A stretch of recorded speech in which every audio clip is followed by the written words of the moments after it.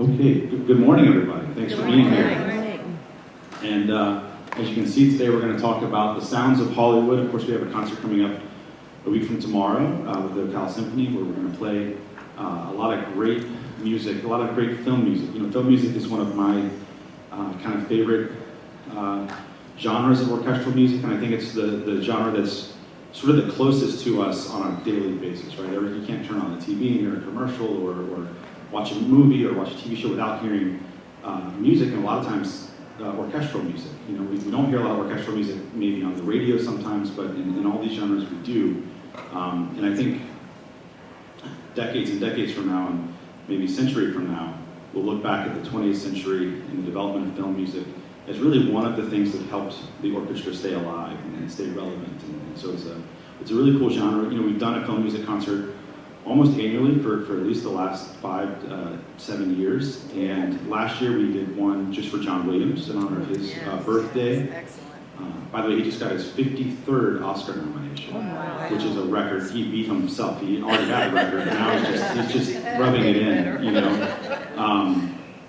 for his work on The Fabelmans, which I haven't seen the movie, but Pam and I listened to a little bit of the soundtrack on the radio or on the car, whatever, not the radio, the Spotify, I don't know, any of the things. And it's great, a lot of piano music, which is interesting, a little more introspective, which makes sense because of the nature of the film. I know it was a very personal film for Steven Spielberg, so anyways, I'm excited to see it. But his 53rd nomination, he's also now the oldest person ever nominated for an Oscar, which is really cool. So I don't know what's next. You know, what do you do from here? He really needs to get going though. I mean, he's not doing much, right? You know, 53 nominations. So anyways, this year, instead of focusing on one composer or style, there's just so much great film music, and we do tend to focus on the biggies, John Williams and Hans Zimmer and these kind of guys. And there's so many greats, and today I'm going to talk about three of sort of the early greats. And without these three gentlemen, we probably wouldn't have film music like we have it now. And we're playing scores by all three of them. We're actually playing scores by 10 different composers next weekend. So all the way from, and the program's going to go from Franz Waxman, who we'll talk a little bit about today with The Bride of Frankenstein from 1935, which is a great score, and we'll talk about why. All the way up to Interstellar, Hans Zimmer in 2014. So we get we'll go in chronological order, so you kind of get a feel of the sort of development of the genre and all those kind of things. Adam, do I press down or up? I always forget this. Down, you're pointing down, so I should press up. No, I'm just kidding. Okay, got it. Okay, real quick, and we've talked a little bit about this before, but the history of sound and film, we'll only spend 2 minutes on this, but this is a really interesting video from the Edison Company, 1912, I think. Yeah, let's see.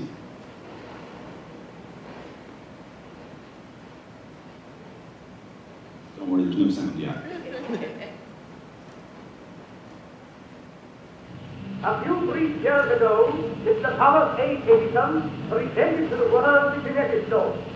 Inventors the world over have endeavored to synchronize the phonograph and motion picture, but it remains for Mr. Edison, to whom the world owes the phonograph and motion picture, to combine his two great inventions into this one, which is now entertaining you and is called the kinetoscope.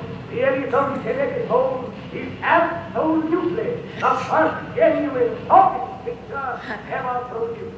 The actor performs exactly as he does it on the stage, moving freely about, and his every word and every action are simultaneously recorded with all the realism of nature. In only this way can perfect synchronism and illusion be obtained. World's great actors and singers of today can be seen and heard 100 years from now. In fact, there seems to be no end to the possibilities of this latest and greatest inventor of that wizard of sound and sight, Mr. Thomas A. Edison. So it is. Now I think that we can get a little bit louder, but it's interesting because he says at the end, you know, with this new technology, the kinetoscope, will be able to be seen and heard 100 years from now, and of course now it's been 110, 111 since that was filmed. before this, the idea that people will see and hear me a century from now is just, it's a crazy idea, right? Science fiction kind of stuff. This particular device was neat because it relied on the Edison, sort of some of their phonograph technology and the wax cylinder technology that would pair that with a film. So it actually still was two devices, one projecting picture and one creating the sound, but they were connected in a way that made it look in sync, This was great for stuff like this, and this was 1912. Over the course of the 1912 till the 30s or so, the early 30s, music sort of changed because the technology wasn't great enough to where you could equally hear like dialogue and music at the same time. So when you did have music, it was kind of used in the ways that it's maybe used in melodramas at the time. So you might have a little oboe line from Tchaikovsky to Swan Lake or something during sort of a suspenseful part, those kind of, but nothing dramatic really highlighting the whole scene. And then one other thing I want to talk about, because then we'll sort of take right from there in a moment, but we also talked about these sort of two ideas of where the sound is coming from, and I always use the Star Wars example, but if you watch this first little clip,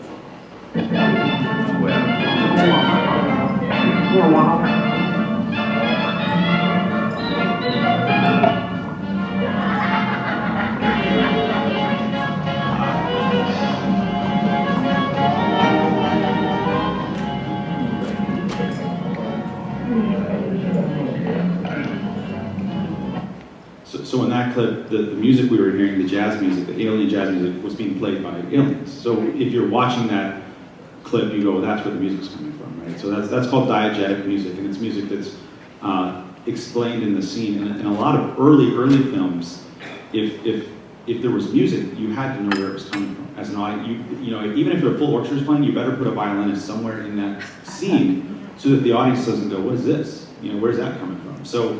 And then, of course, there's this other music, which is called non-diegetic. We better start the evacuation.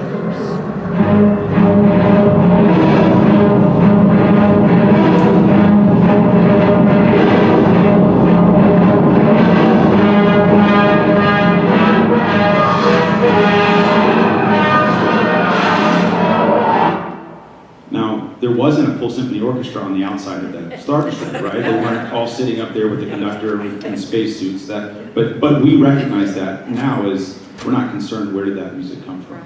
But when that shift happened from being able to include non-diegetic or non of the world of the film music, composers started to shift a little bit to how they operate and the kind of information that they could give us. So let's talk a little bit about Max Steiner. Looks like a fun guy.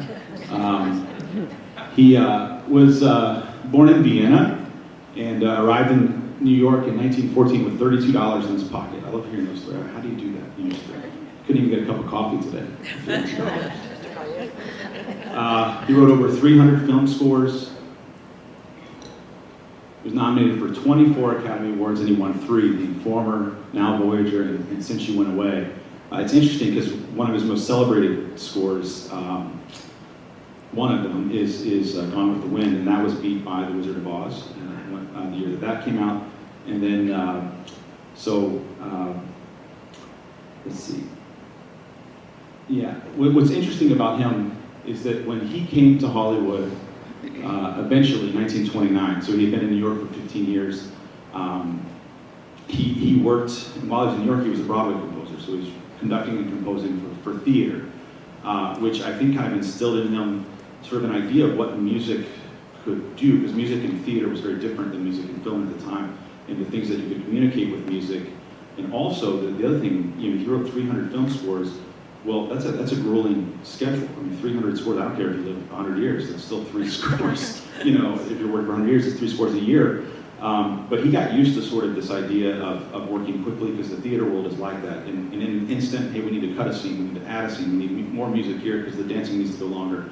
So you get sort of used to this quick pace of jumping around.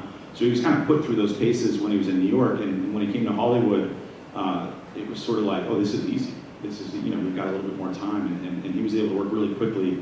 He worked for RKO Studios, which was one of the big 5 studios during the golden age, United, MGM, 20th Century Fox. interestingly, when I was looking at what these things like Big Five mean on the studio, so right now, as of 2022, there are 5 companies. They've changed since the golden age, but Sony, Walt Disney, Warner Brothers, Paramount, and Universal. 94% of everything you see is done by one of those 5 companies. It's kind of crazy. But that's why they're called the Big Five. One of my favorite film companies right now is A24 Films. They've just got great, good films. They represent about 1.5% of the market share. But anyways, but that's the 6th biggest one at 1.5%. All those other ones are 18 to 25%. So anyways, because of his work in theater and everything, and then coming over to film, a lot of folks really see him as sort of laying the foundations for what we call narrative film scoring. So film scoring that sort of takes us as the listener on a journey where you can almost hear the music and know what's going on in the plot. You know, Wagner was working on this with his operas, what they called Gesamtkunstwerk, which meant total artwork. And the idea was that even by listening to the music, it was like opera without words. You know, there things, objects and people were represented by melodies and what they call leitmotifs, and all these things. So Max Steiner took a lot of that into the film world. When he was at RKO, this was the early 30s, and that idea of, remember we listened to the Edison kinescope earlier, and that was kind of hard to hear, but the idea of music going on with dialogue or music taking over a whole scene really had not worked out up until the early 30s, just because, again, the film that was good for showing a good picture was not great for also containing the oral information, right? So that's why they tried to not have complex things. When Max went over to RKO, he he did this film, Symphony of 6 Million, which is a really beautiful film about a surgeon, immigrant Jewish surgeon in New York. And he said to the producer of the film, I want to score a whole scene. Let me just do the music, like real lush music. The technology was starting to change where they could have better music and stuff. And he wrote this scene here.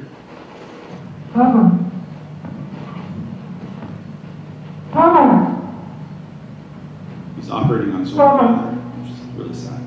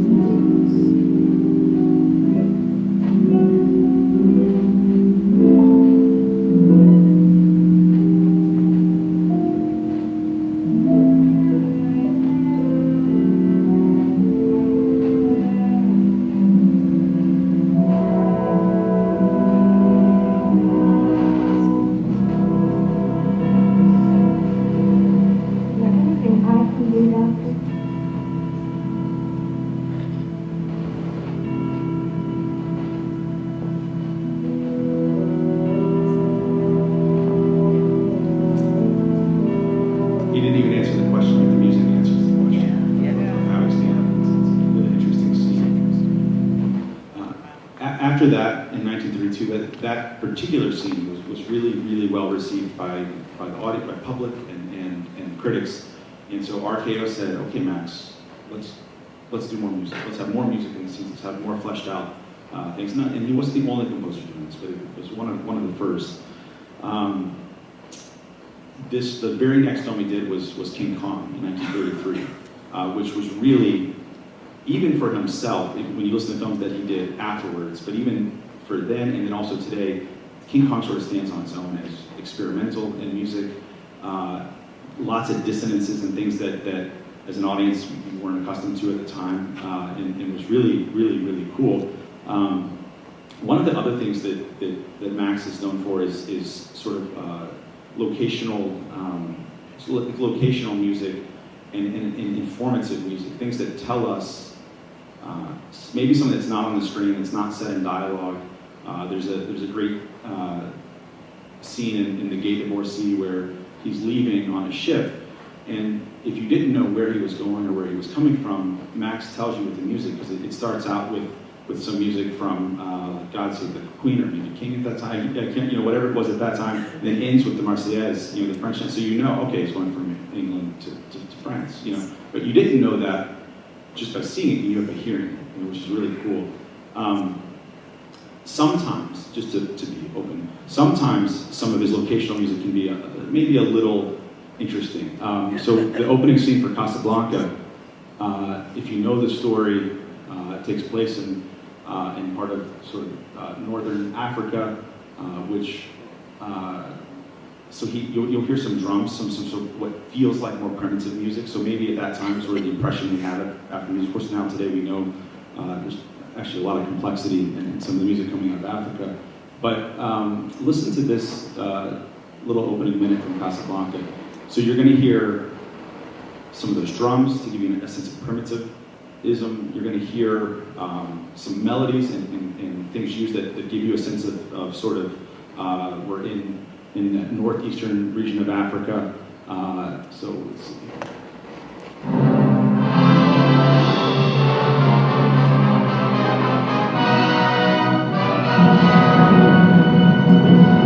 And you'll hear one other thing at the end that gives you a big clue.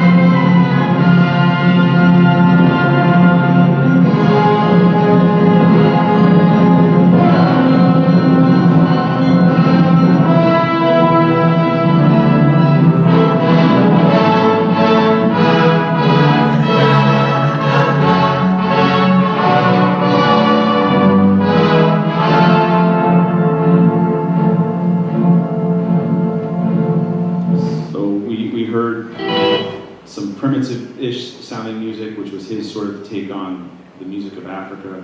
We heard some of those reeded instruments performing those melodies that gave us a sense of sort of Arab music or things that are a little more Eastern. And then at the end, of course, he gives us La Marseillaise again to let us know who's in charge there.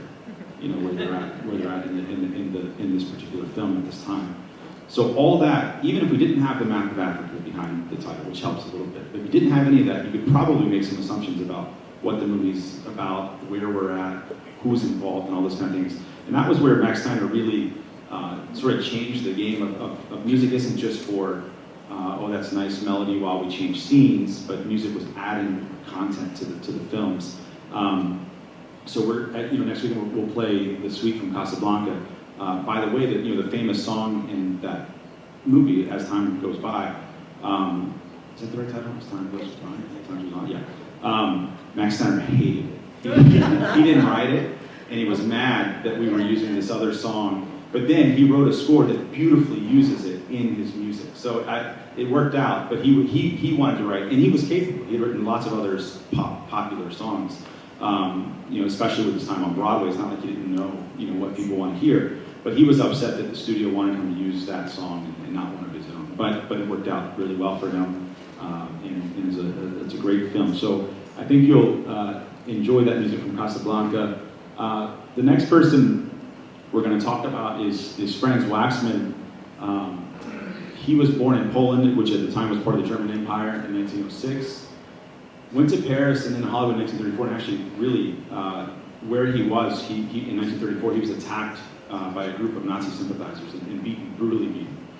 So immediately he said, okay, we've got to go, we've got to get out of here. So him and his wife went to Paris, and then it was just maybe a month or two later that they ended up moving to America and straight to Hollywood. He wrote more than 150 film scores over 30 years. It's 5 a year. You know, it's maybe two months per film, and that's a really hefty workload. And of course, he won 2 Academy Awards, one for Sunset Boulevard and then A Place in the Sun. So I think if the movie title had sun in it, he was going to win an award. So that's sort of what it looked like. I bring him here because he wrote the music for The Bride of Frankenstein, and you're going to love that music. You're actually not going to hear some of that this morning, so I want to play something else of his that sort of illustrates where he took music from where maybe Max Steiner had taken it. So whereas Max was giving us sort of intellectual information, you know, knowledge about where we were, and that's not all Max Steiner did. And he wrote, I mean, you think of his music from All in the Wind, it's gorgeous, gorgeous music. But that was sort of his addition. And then Franz Waxman said, I want to do that same thing, but for the emotional content of the film. I want to write music that if the scene's scary, you should be scared when you hear this music. If the scene's about love, you should feel love when you hear this music.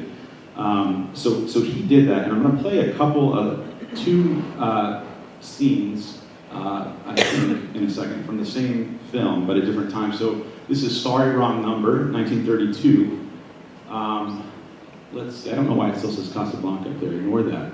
But anyways, he uses in music what we call a passacaglia, which is music that where the chord structure and the bass, at least, continues, kind of repeats and repeats and repeats and repeats.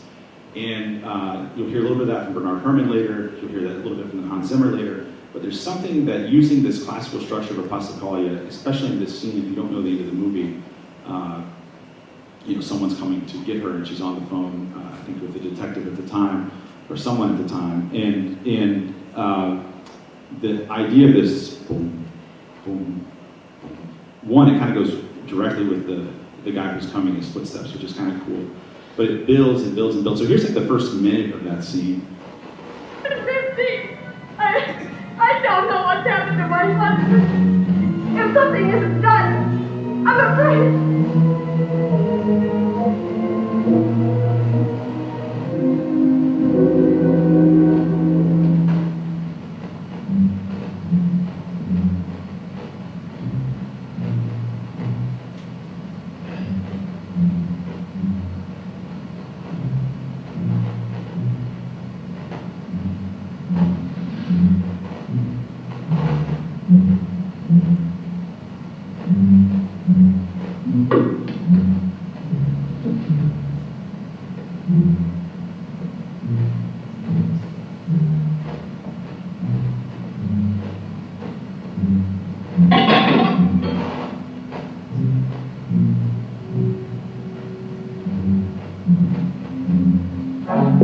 What was that?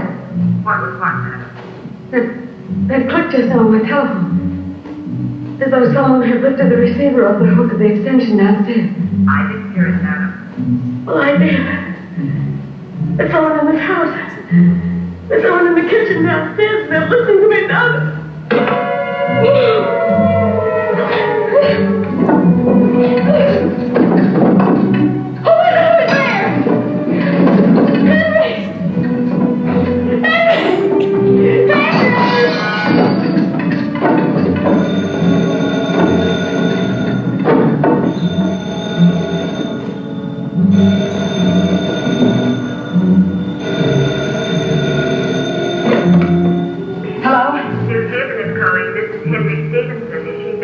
Yes, but I haven't any time to talk. I'll call back later. Yeah. Will you stop this Call from movie? Mrs. Henry Stevenson from Mr. Henry Stevenson. Do you not wish to accept? Thank you. That goes on for another 5 minutes of this boom, boom, boom, building and building and building as the person. And then, Adam, I don't know, let me see if this is going to come up. No, it's not.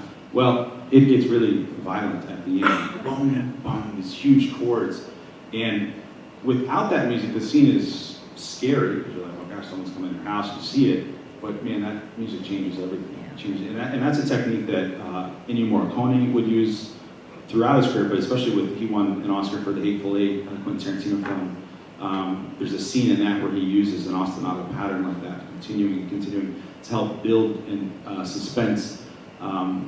like I said, with Friends, we're going to play the Bride of Frankenstein, which also, when you listen for it, there's a really interesting thing that there's a timpani that boom, boom, boom, that goes for like 7 minutes, constantly.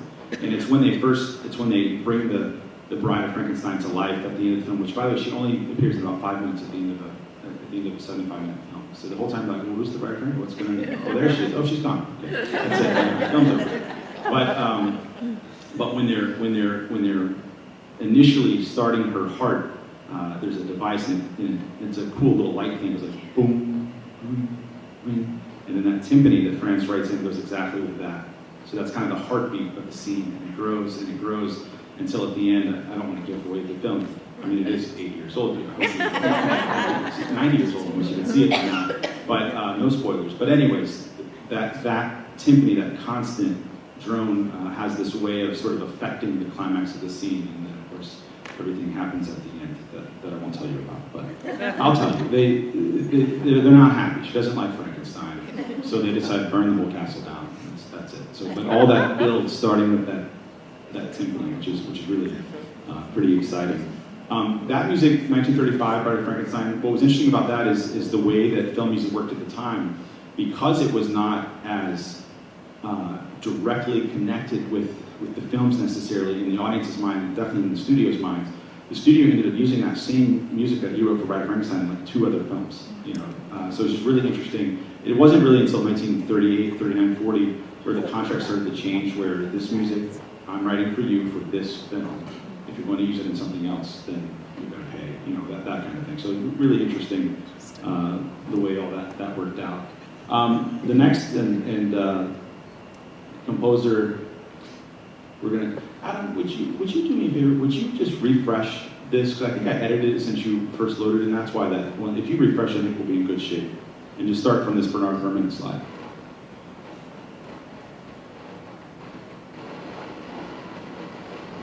Perfect. Then you can just do slideshow. Great. Okay, thanks, Adam. Appreciate it. Can I go back one? I can. Excellent. So the reason we're also playing music from Interstellar, and I want to play this right after what we just heard from Franz Waxman, because Hans Zimmer, again, 80 years later, 75 years later, uses some of the same techniques of repetition, and it's music that we've kind of come to know as minimalism. And what Franz Waxman wasn't minimalism, it's necessarily, but it does have that repetitious nature. This is a little bit of the music from Interstellar that we're playing. It's sort of a 2-part suite. This is sort of the first part of it. I will not be wearing a black skirt like some of the other people. Oh, hang on.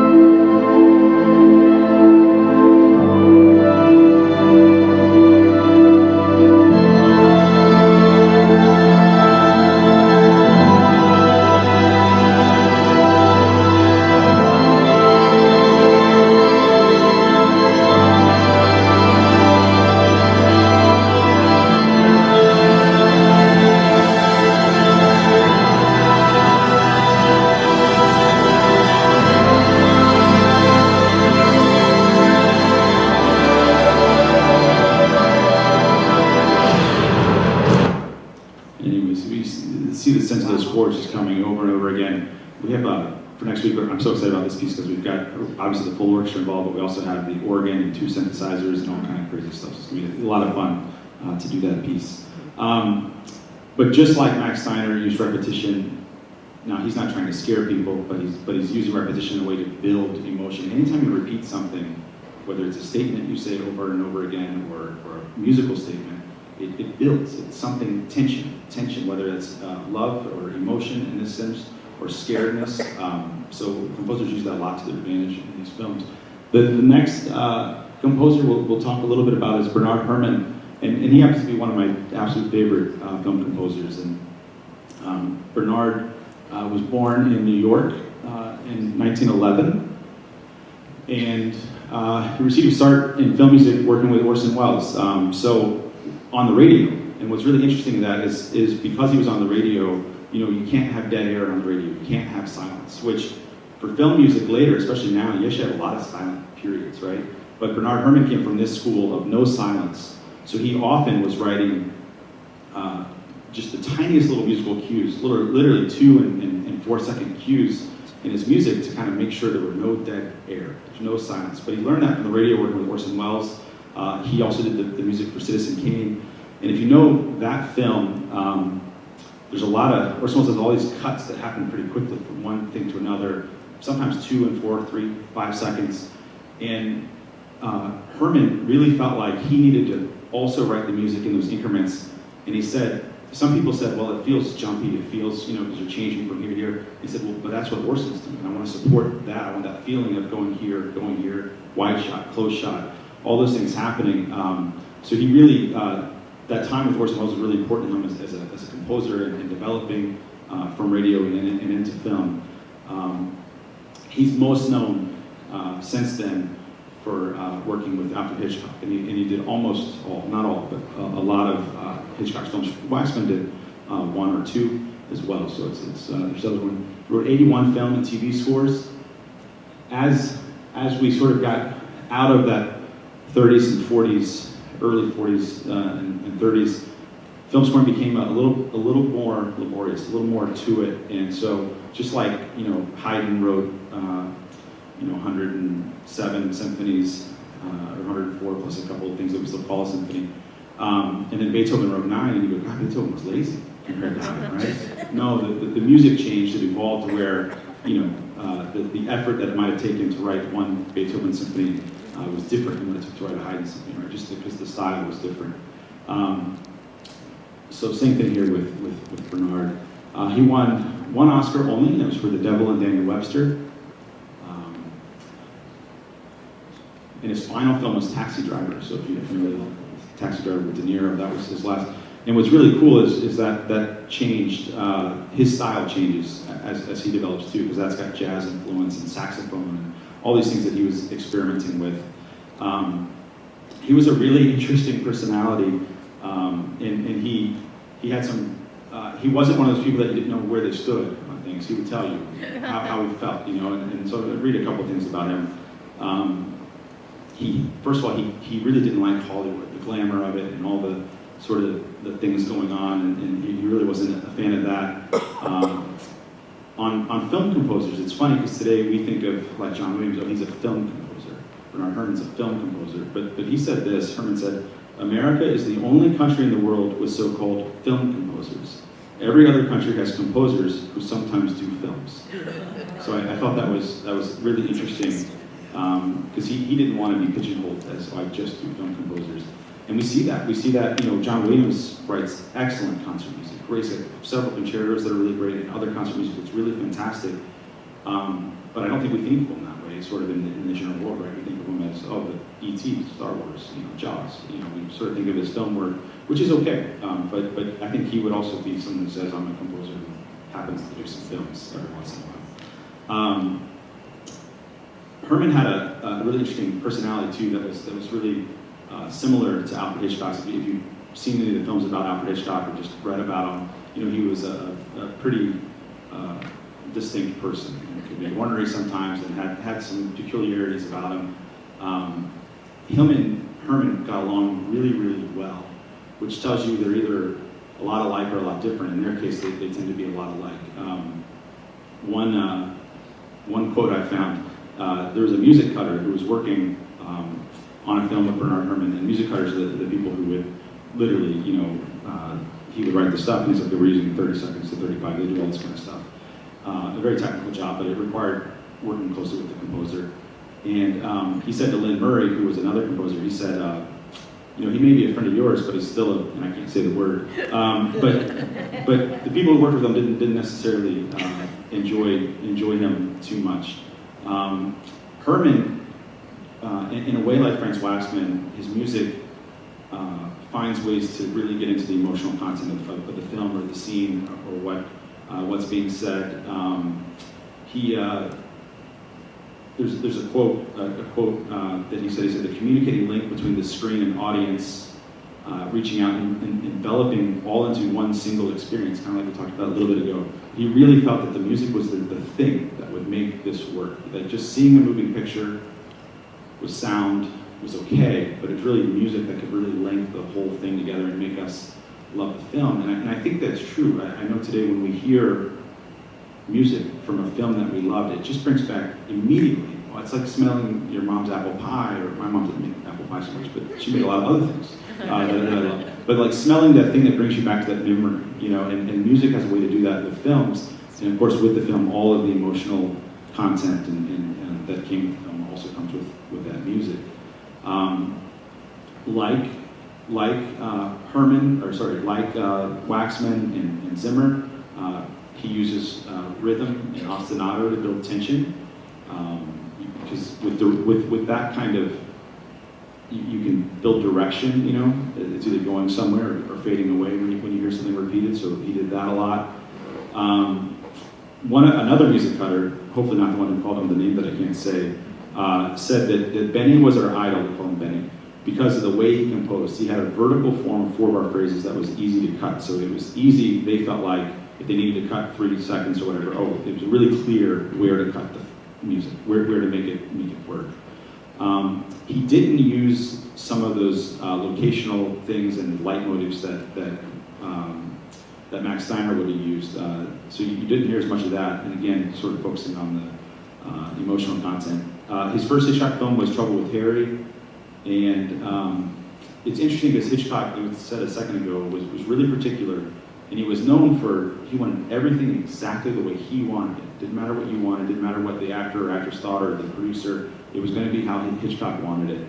And with Herrmann, though, they had some sort of camaraderie where he would actually give a little bit of that to Benny. He would give a little bit of away. And often when Bernard Herrmann would write a particular piece of music or that was going to go in the film, Hitchcock would then edit, when he's editing the film, instead of editing the scenes where he thought visually it ends here, he would say, but Benny's got 2 more seconds of music that I think is great, so let me extend, let me cut here. So he would actually edit to the music, which is something that Spielberg and Williams ended up doing a lot, like the scenes from E.T. that we watched last year. On the movie Vertigo, which is what we're going to play next week, Hitchcock was quoted as saying, "We should let all the traffic noises fade because Mr. Herrmann may have something to say here." And then later on he said, "All this will naturally depend upon what music Mr. Herrmann puts over this sequence." So he was really indebted to Bernard Herrmann. However, knowing Hitchcock's personality, music like the music from Psycho and Vertigo, people started saying, well, the movies are so great because of this music. And of course, Hitchcock didn't like that. He didn't like the idea that, it's the composer that made the movie great. Which is funny because someone like Spielberg will tell you, this movie, Jaws, worked because of John Williams' music. Without that, this film would have been half as successful. But he eventually stopped working with Bernard Herrmann mainly because of that. He also, it's funny, the first film that he did after working with Herrmann was Frenzy, and he worked with Henry Mancini, and he rejected Henry's score because he said it sounds too much like Bernard Herrmann, which is really kind of interesting. That's, by the way, Benny and Orson Welles. Looks like they're working in the studio still, so that's during the radio days. That's Hitchcock looking at Herrmann while he pretends to sleep, hopefully pretending, who knows. So that repetition we talked about, you'll hear a lot sort of in this opening sequence of Vertigo, which if you've seen the film, you know, sort of relies on the idea that you're not sure what's real and not real. You know, you're off balance here. There's a sense of vertigo the whole time. So listen to this. The other thing that really is great with these Hitchcock films that he did with Herman is the way that the opening sequences often go with the music. It's not just here's some credits with music playing in the background. It's almost like you can't imagine one without the other. You know, so it's really pretty neat.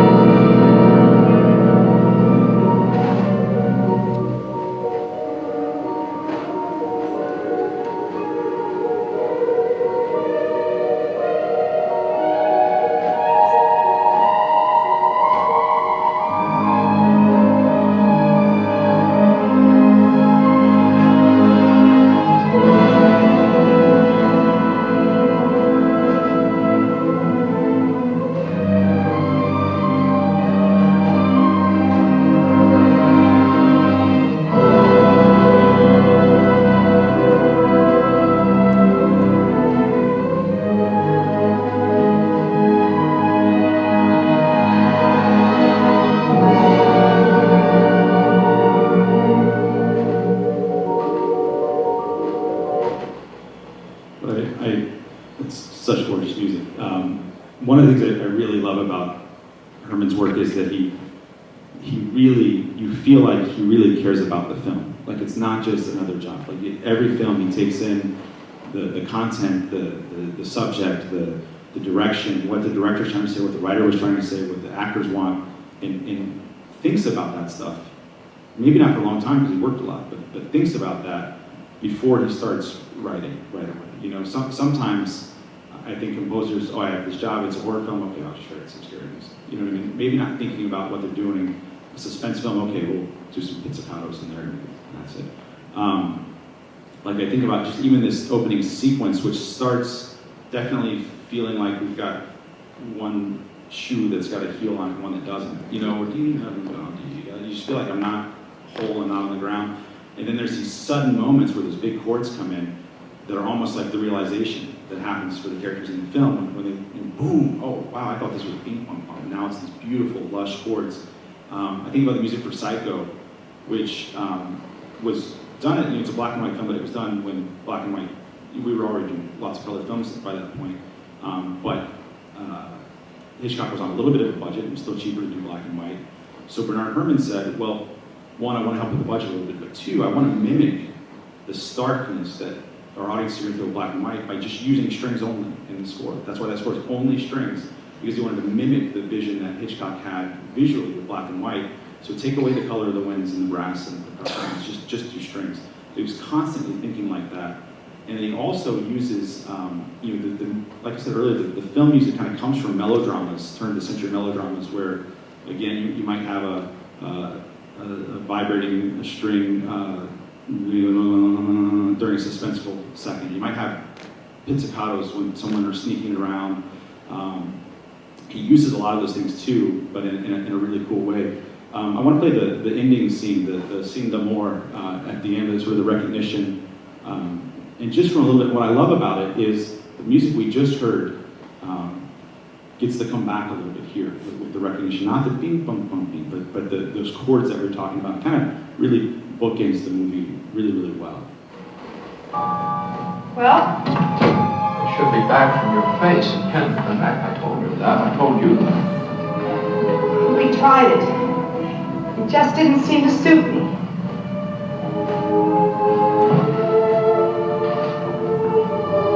Please, Judy.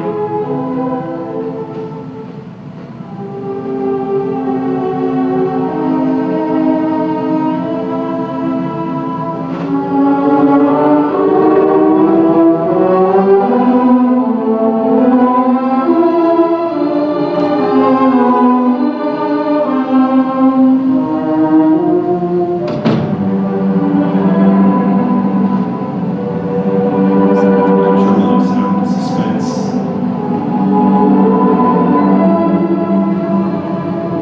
The string goes right close to the bridge, which gives it that little glassy sound. The upper strings. Amazingly sound.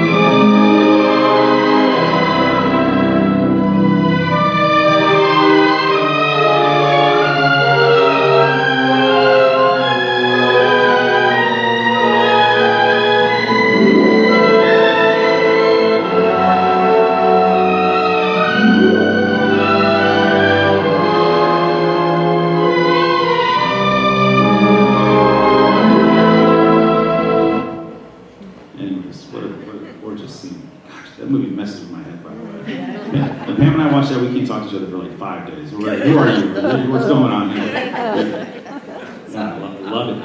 What a great movie. She prefers that, by the way, not so. But Bernard Herrmann's scores, it is, I mean, not to any detriment to Mr. Hitchcock, but it's really hard to imagine these films in particular without these particular scores, you know. Who knows? So, also interesting about this, when Herrmann read the script and everything, was thinking about taking it on film, he was really disappointed that it was set in San Francisco. He really felt like it needed to be hazier, you know, so he thought New Orleans or some really sort of swampy, southern sort of, where, you know, when you come back into Florida and you fly into like the Orlando airport, which I don't recommend, but when you do, and you walk out of the terminal for the first time, and all of a sudden you're just hit by this block of moisture in the air. That's what Herrmann sort of had in mind. And what's funny is, even though it is in San Francisco, I think the music does give us that sort of that feeling of just sort of stickiness and just nothing's quite, you know. I don't know. Just, now I'm like I need to take a shower. Anyways, that's Bernard Herrmann, and we will play 3 scenes from Vertigo, that opening sequence.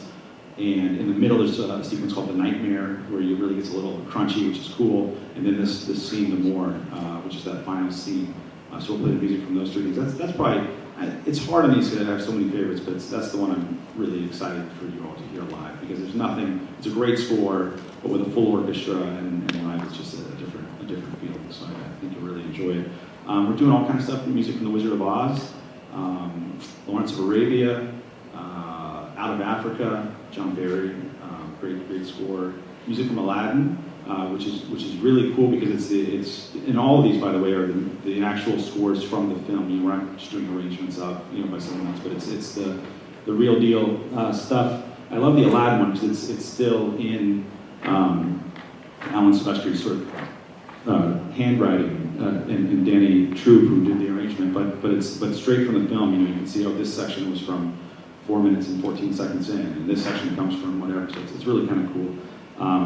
And then we'll have, let's see, what else? Aladdin, Interstellar, something else. We are doing One Piece by John Williams. We are doing Close Encounters, which I talked a lot about last year if you were here, and then we didn't play it that weekend. I forgot it wasn't on the program, but I'm so excited about that film. It's such a great film, and it's, for John, it's a really, you know, his music is so sonorous and beautiful and melodic. And the first parts of that film are totally aleatoric, where he literally tells the strings, play one of these notes. Doesn't matter which one. Play one of these. Do this thing for 10 seconds. Now do this. So you really get the sense of sort of the alien nature of that film. And of course, with the big, beautiful music at the very end when they meet these friendly aliens. It's good to have a movie with friendly aliens, right? They all seem so bad. I think they seem so mean, right? Someone said, I think Stephen Hawking said, if aliens were here, we wouldn't be here anymore. Just they would treat us like the same way we treat ants or a wasp or something or a pest. So just leave with that thought today. Just think if they do come, it may not be good for us. And because if they can get here, they're pretty advanced. So anyways, I'll let you think about it. But maybe they were here in those balloons last week. I don't know. We really don't know. I read yesterday that one of those was like an astronomy club. It was like a little weather. And I'm just imagining these sixth graders watching their balloon get shot out of the sky by X-22. What happened? Anyways, all right. Okay. Sorry, just poor kids. Poor kids. But whatever. Okay. That's all. Any questions about film music or what we're playing or anything you heard today? And, yes. So when the composer is planning the music, he's doing it at the same time they're filming, or is it the film happens and he's been told to put music to it? That's a great question, and the answer is yes. All of those different things happen. So she asks, when does the composer get involved in the film? When does he start writing music, or he or she start writing music? When did they see the film? And the reality is it kind of depends. A lot of times, a director will use what they call temp tracks on a film. So he'll say, I really like this music, and Star Wars was done this way, which is why people say, John Williams wrote music just like Stravinsky or just like Dvorak. Well, that was because the director said, I love this scene, and here's the first movement or the last movement of Dvorak's Ninth over it, and it works really well. So John's like, okay, I've got 6 weeks, because he got that film really late in the process, 6 weeks to write a whole film score, so I will write something that sounds like the director wanted. Other times, for instance, Hans Zimmer, who we're playing from Interstellar, also wrote the music for the new Dune that came out about 1.5 years ago or 2. That music, he worked on a long time before he'd seen anything from the film. But that music's a little different than what we might have in Star Wars. It's more atmospheric at times, so it fits in different ways. And then there's other films where and this is probably a little more typical, the director or the music supervisor, is the person who kind of manages the composer, will say, okay, I need 47 cuts. The first one's 16 seconds long, and it needs to feel bombastic. And I need another one that's 1 minute and 45 seconds, and it needs to feel loving. And then so the composer will write all that stuff, and this happens quick because, and it has to be good, it has to be right, because you're hiring these musicians, to be in the studio, and they can be $100,000 a day for the full orchestra, for all the recording and stuff. So if you mess up, you got to come back tomorrow. That's a lot of moolah going out. So that's usually how it works. Something like that. Yes, sir. I just found the same thing with the 1812 overture. I mean, talk about painting a picture musically. The 1812 Tchaikovsky's 1812 did the same sort of thing. You know exactly what was going on and when it was happening and who was involved. Right. I found that very interesting. Exactly. Well. You hear all the national themes. You hear the cannons. Well, we know what that is. We hear all that stuff. Yeah, it's a great. And composers will do that a lot too. Classical, I shouldn't say classical. Other composers who don't write for films will do that as well, using things like the Dies Irae, which Rachmaninoff and Berlioz, in scenes about death or evilness. So you're right. It's amazing how these little musical worms, we connect them, and then the composers can use that to their advantage, to help us kind of go along with what they're doing. So that's great. Yes. You said he or she for the composers. Are there women composing music for films? Yeah, there are women composing music for films, and there's a lot of. This is what I love about what we're doing right now, and we as sort of the orchestra industry. We did play a lot of music purely by men, and usually white men, for a really long time, 400 years or so. Lately, and I think it's a lot of things. It's the times, but it's also technology. I mean, the fact that if I want to hear a gamelan orchestra from Indonesia tomorrow, I can go on, or tonight, right now, if you want to up in the screen, we can do that and watch it on YouTube. So we're getting a lot more information about what other people are doing. But there are a lot of female composers that are writing for film, and what we do, I think of Jessie Montgomery and others that their music's great on stage, also working for film. My friend Stella Sung is a really great composer who does, actually we're going to play one of her pieces next season, so write this down, April of 2024.